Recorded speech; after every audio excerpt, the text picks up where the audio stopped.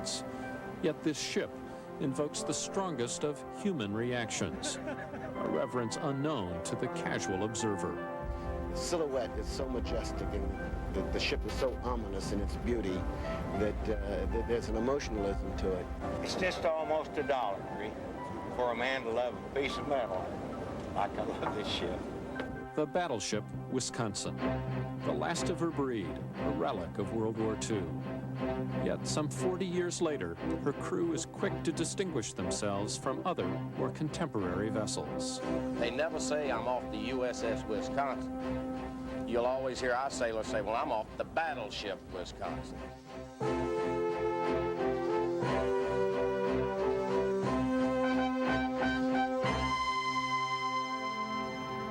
She is both beautiful and the last of her kind.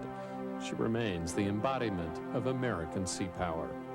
Those are the words of author, historian, and director of the Wisconsin Veterans Museum, Richard Zeitlin. And the ship is really a remarkable piece of maritime engineering. It is really a spectacular piece of equipment. I think I liken it in my book to a Ferrari sports car, only 18 stories tall. It's quite a piece of equipment.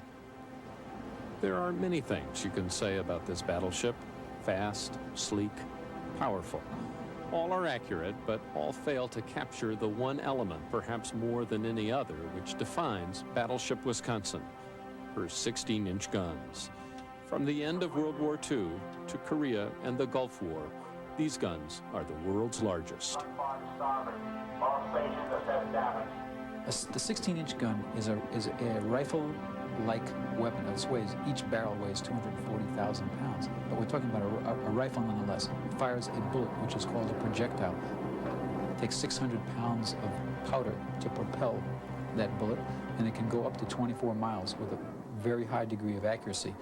Best way I can explain it, Wisconsin bosun Tom Marshall. is lighting a stick of dynamite and just setting it down in front of you and letting it go off. Feels like somebody hits you in the chest with a sledgehammer. There's nothing that can explain the concussion that will actually peel your face back. It's just awesome. It's awesome. And the fireball that comes out, there's nothing that will ever compare with it. Nothing.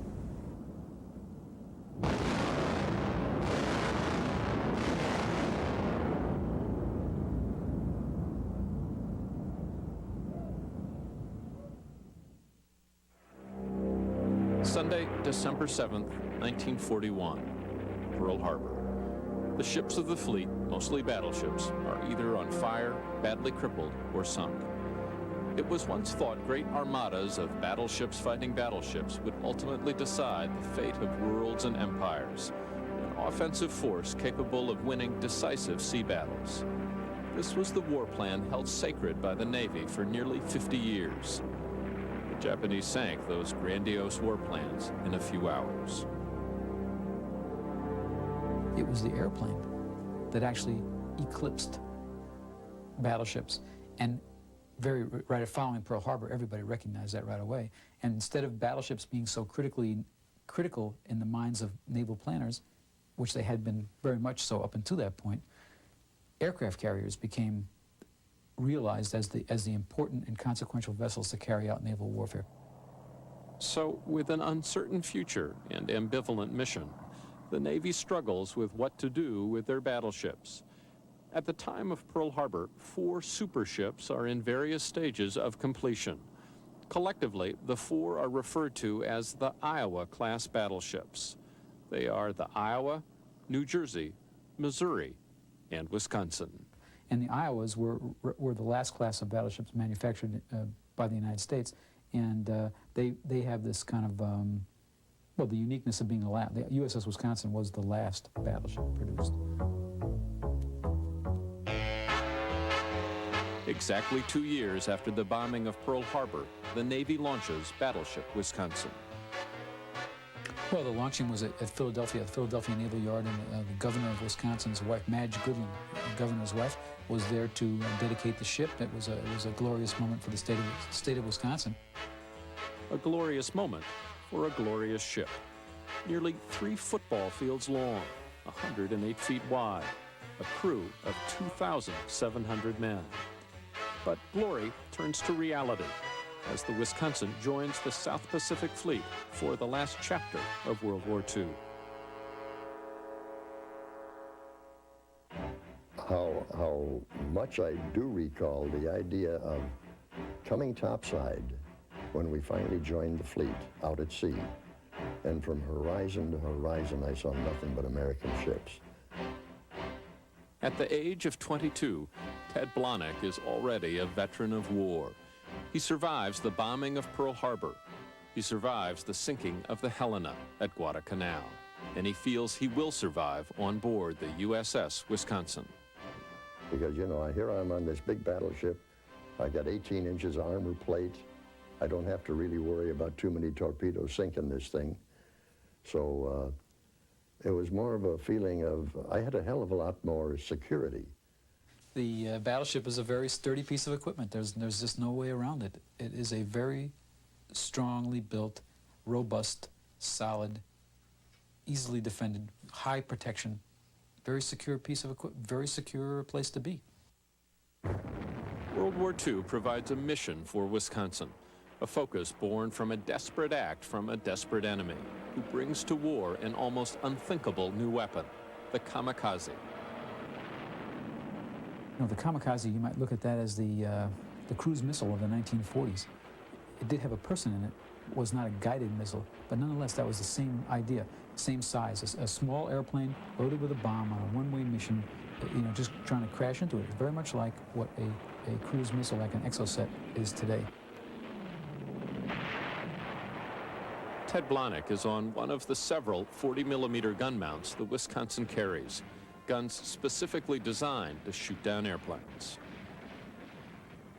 You put that plane in your sights, you pull the trigger, and you hope that you're going to hit the darn thing. The Japanese were going after carriers and they were going after destroyers. And consequently, they didn't go up the battleships very much. Battleships were there mainly to protect the carriers. While the war continues, a second mission emerges. While originally designed to sink other battleships, the large 16-inch guns protect the Army and Marines landing on Pacific beaches. If I remember correctly, it was Easter morning that we were bombarding Okinawa and helping the troops to come ashore. Later on in the war, we did go up and we bombarded the island of Hokkaido and a steel mill, as I recall, at Hokkaido. In the waning days of the war, Blahnik is transferred off his gun mount to a job below deck. Inside his compartment, he finds a record player. And I always remember, and you probably don't remember it or never even heard of it, but it was a song called The Hills of Home, sung by Richard Crooks. Beautiful. And so all during the time they were bombarding and things like that, I was sitting down there listening to the record player.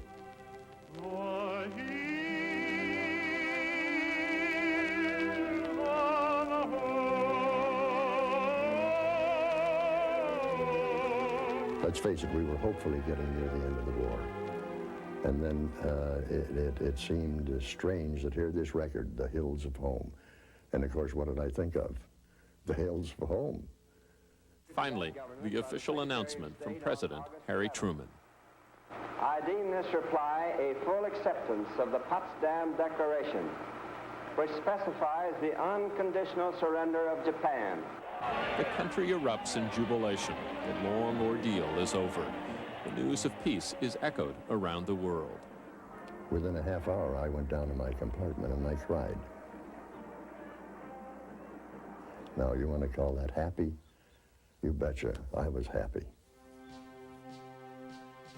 On her sister ship, the Battleship Missouri, General Douglas MacArthur accepts the unconditional surrender of Japan on behalf of the Allied forces. For her part in the war, the Wisconsin, who fought in such major conflicts as Iwo Jima, Okinawa, and the bombardment of Japan, receives 5 battle stars.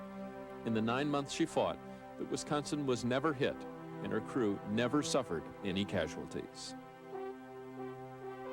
I would love to be able to say that the Wisconsin won the war, but we didn't. We were part of a big picture of those that did win the war. After the war, Battleship Wisconsin is taken out of service, decommissioned in Navy lingo, and put into storage. But peace is fragile, and within a few short years, the world turns its attention to the Korean Peninsula.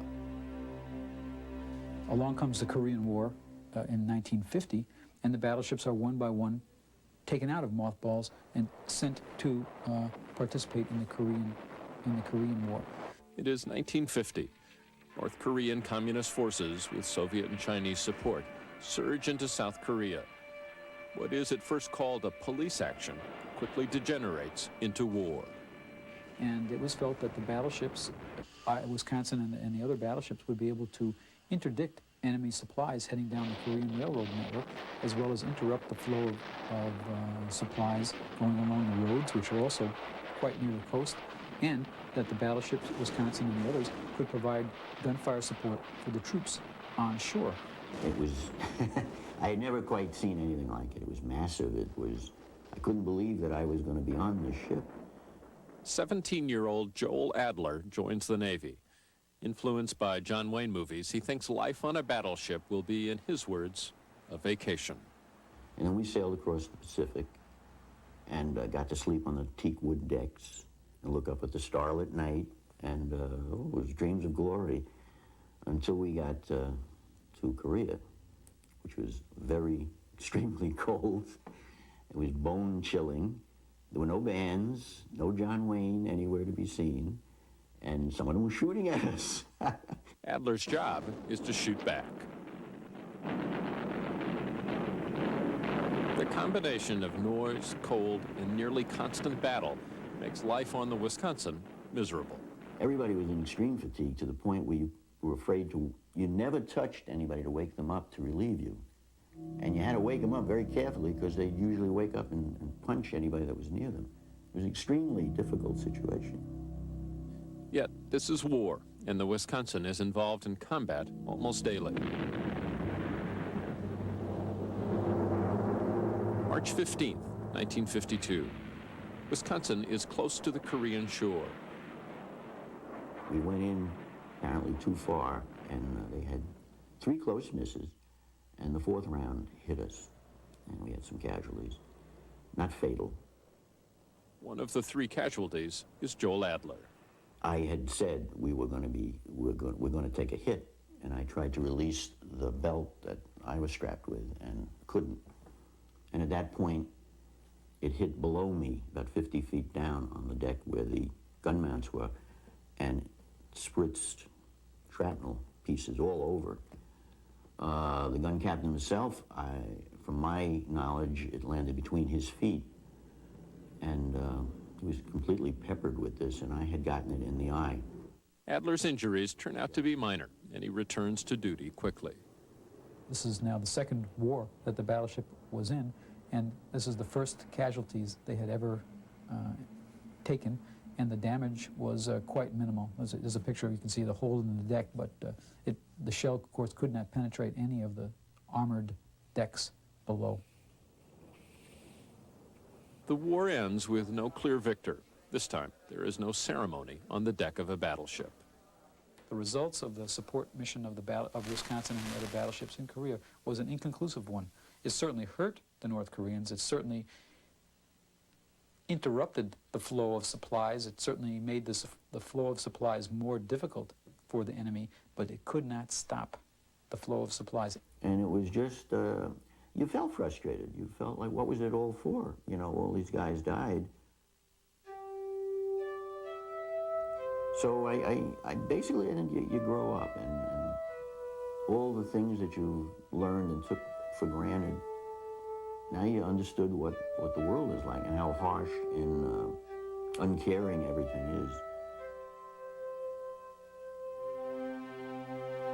After the Korean War, Battleship Wisconsin remains in service and tours world ports on goodwill missions. She also trains a new generation of sailors and officers. Yet what a hostile enemy couldn't do in 2 wars is nearly accomplished by a ship from her own Navy in an event witnessed by Jim Wyrick. Well, we were steaming at sea 64 miles off of Norfolk, Virginia, and we were approaching a heavy fog bank. And upon entering that, why, I was sitting up turret 2 drinking coffee and chatting with the other gunner's mates, and all of a sudden we felt a big jolt, just like he took a big chunk and peeled it around to the starboard side. And destroyer Eden, why, we went almost completely through it. The destroyer Eaton is nearly sunk. Badly damaged, the Wisconsin limps back to port. Immediately, the Navy starts to repair the Wisconsin using parts from the unfinished battleship Kentucky. The front end of that ship was removed from the battleship Kentucky, which was never going to be finished, and placed, riveted and put onto the battleship Wisconsin, which makes the battleship Wisconsin, I think, 11 inches longer than the other Iowa-class battleships. So not only is the Wisconsin the last battleship, it's the biggest battleship. But such distinction could not save the Wisconsin or her sisters. This was peacetime, and by 1958, all 4 ships were decommissioned and put into mothballs, leaving the Navy without a battleship for the first time since 1895. They figured it would be the end. And so that was sort of deep storage, you might say, just closed down, buttoned up tight, not really a particularly good job of storing it either. I think that it was felt that they would be scrapped. It was felt that they would never be called into service again. The battleship Wisconsin lays at the Philadelphia Navy Yard, comatose, if not dead. Grass grows between the seams of her once beautiful teak deck. Her bell never rings, only rusts. The decades roll by, the 50s, the 60s, the 70s, and Wisconsin is oblivious to a changing political climate. In the late Carter years, it was felt that the United States had allowed its military forces to slip below what was prudent, particularly in the Navy, where the number of ships had gone down to just remarkably few. But it was not until the Reagan years and a new commitment to the military that the Navy started to think the unthinkable. Bring back the battleships. Bring back Wisconsin. This ship was paid for by taxpayers of some decades ago, and it indeed is like the car that is owned by the little old lady who only uses it on Sunday to go to church. It may be of an older model, but it is very low mileage.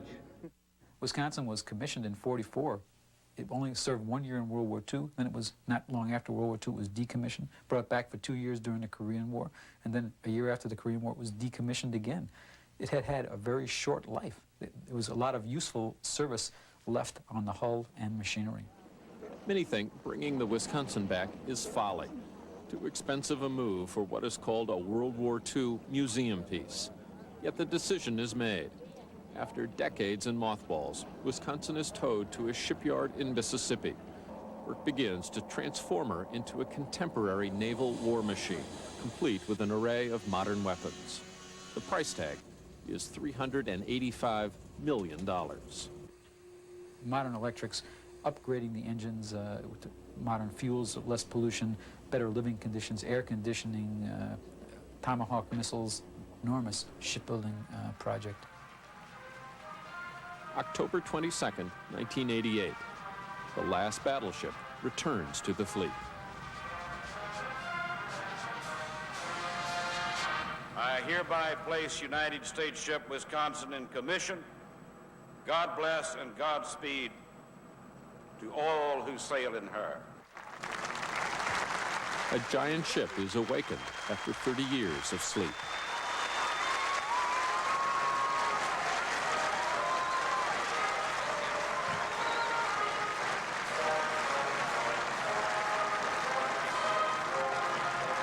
Captain, the watch is set. The ship is manned. Crew is at quarters. Request to bring the ship to life. Bring the ship to life. Aye, aye, Captain. Ship's company, bring the ship to life.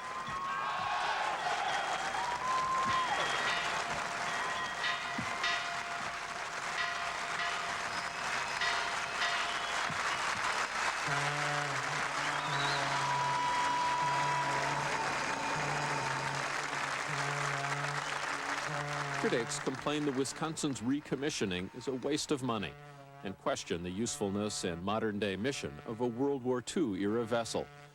But the world political landscape changes abruptly. August 1990. Iraq invades Kuwait, and the battleship is called to arms, dispatched to the Mideast. Ship's bosun, Tom Marshall. From Norfolk to the Straits of Gibraltar, we made it in 4 days and 16 hours. And it was the first time in my life I ever got jet lag on a ship. January 1991. Diplomatic efforts fail. Battleship Wisconsin coordinates the first strike of the war and launches Tomahawk cruise missiles into Baghdad. Recommend execute plan 10, Captain. Execute 10. Execute plan. 9, 8, 7, 6, 5, 4, 3, 2, 1. Launch.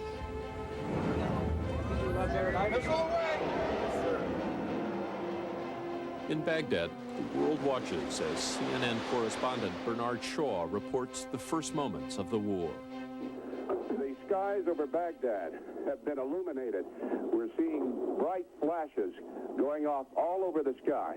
This is extraordinary. You're first watching launch like, wow, that's... Rick Steckel is a member of the Wisconsin crew. Like, wow, that's really neat. You know, you're seeing this thing fly, and then you start thinking this thing is actually going somewhere to destroy something.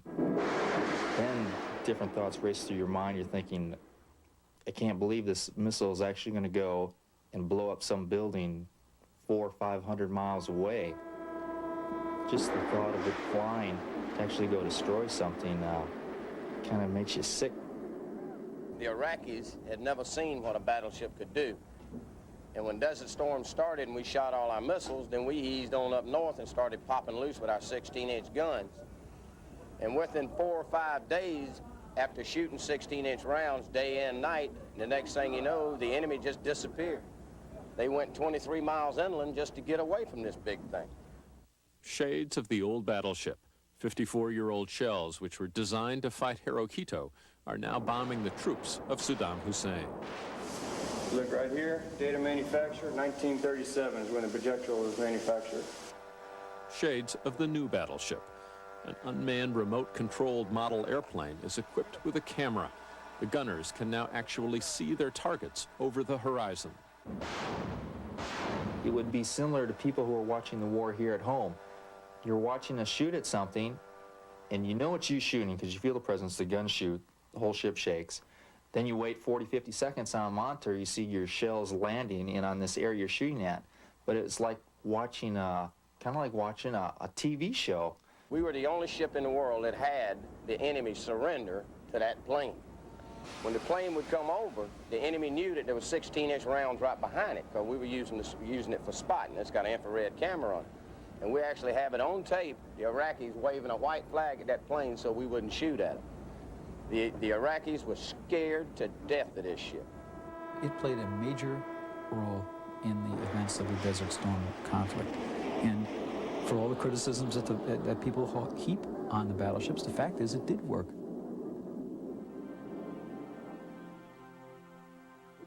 With the business of war taken care of, the Wisconsin heads home. America is waiting to give you a homecoming, the strongest one I think we'll ever witness since VE Day, VJ Day, 1945.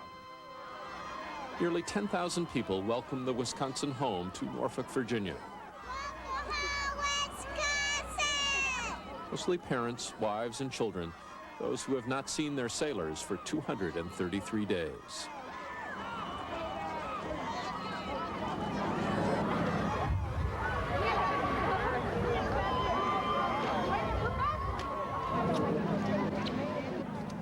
Yet, amid the celebration, rumors circulate that the Congress is considering yet another decommissioning. Many dismiss it, especially following such a successful performance in the Gulf War. Yet by mid-1991, it becomes official. The Wisconsin is scheduled for decommissioning yet again. With the end in sight, the Wisconsin invites former crew members, those from World War II and Korea, to join those from Desert Storm for an Atlantic Ocean farewell cruise. 37 years since I've been on this vessel. Thank you. And for many of the older veterans, this is an opportunity to revisit what was perhaps the most significant time of their lives. I almost fell down and kissed the deck because I was happy to be back. War on a battleship, the common rite of passage that these men took through life. Well, I choked up, but this ship was good to me. It was good to me, too. I came on here, a youth, a boy, and left a man. Oh, yeah. Yet at a reported $1 million a day operating cost, the Congress tells the Navy the battleship has got to go. I'm a sentimental old fool. I mean, you get attached to a ship. You fall in love with it, you know. I mean, you go home on leave for 2 weeks, and when you come back, you kiss the deck because you're so glad to be back aboard your ship. So what I did, I chose to retire early. I'm retiring on the 9th of August, just so I won't have to watch her go out of commission. It would break my heart. It's like seeing your best friend die. It would break. I could not stand it. I don't even know if I can come to the decommissioning ceremony. I don't even know if I can do it. Getting a little weary-eyed here now. All right, bud. March off the crew. September 30th, 1991. After only 3 years since her rebirth, including the Gulf War, Battleship Wisconsin is decommissioned, sentenced to a mothballed existence of undetermined length. Many speculate that a ship built for World War II, no matter how modernized, no matter how successful in war, will never again find a niche in the modern Navy. And so her sailors march off her decks, perhaps forever, marking the end of an era in naval history.